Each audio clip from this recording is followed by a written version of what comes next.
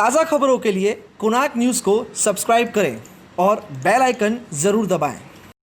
कोणार्क, अपना शहर अपनी बातें। महानगरपालिकेद्वारा रस्ते दुरुस्त करण्यात आले होते। रस्त्यांवरील खड्ड्यांमधली माती निघून गेली आणि आता फक्त राहिली आहे ग्रीट। त्याच्यामुळे ॲक्सिडेंट होण्याची भरपूर शक्यता आहे। पाहूया एक रिपोर्ट।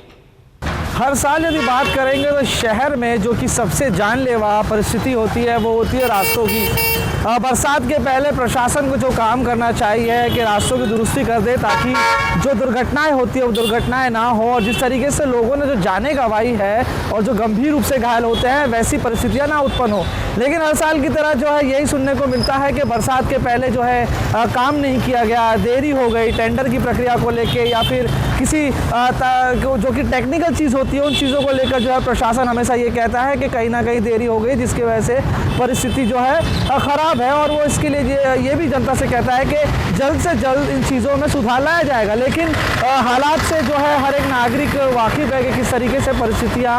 हर साल बरसात के समय में होती है। गौर करने वाली बात यह है कि जिस तरीके से हर साल जो कि करोड़ रुपए के टेंडर निकाले जाते हैं बरसात के पहले शहर के रास्तों को बनाने की, और फिर जिस तरीके से जो कि करोड़ रुपए लाखों रुपए की जो कि मटेरियल को बरसात के समय में यानी कि बहती बरसात के समय में जो कि गड्ढे बुझाने का काम किया जाता है, तो उसमें आपको ये नज़र आता होगा कि बड़े बड़े ग्रेट और उनके साथ जो है सीमेंट और मट्टी मिलाकर जो है गड्ढे की भरने की प्रक्रिया जो है की जाती है। तो ऐसे में होता यह है कि जिस तरीके से जो लाखों करोड़ रुपए का खर्च करके उस गड्ढों को भरा जाता है तो वो 1 घंटे की बरसात में ही पूरी तरीके से निकल जाते हैं, और फिर लोगों के लिए एक और मुसीबत का कारण बन जाते हैं कि जो बड़े बड़े गड्ढे होते हैं और उसमें जो गिरट डाली जाती है उन गिरटों से जो है 2 व्हीलर्स की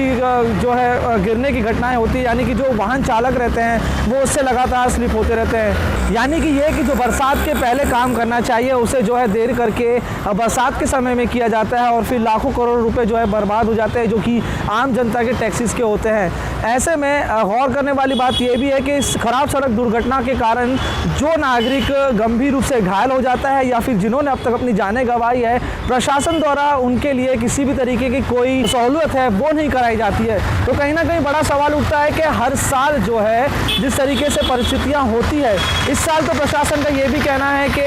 पेंडेमिक था, महामारी थी जिसके वजह से काम नहीं हो पाया। लेकिन सवाल हमेशा यही रहता है जनता का भी, शहर के नागरिकों का भी, कि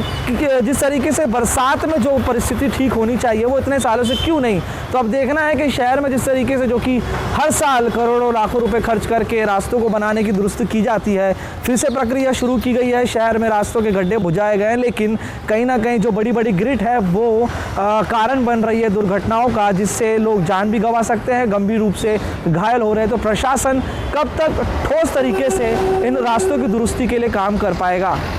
कोणार्क, अपना शहर अपनी बातें।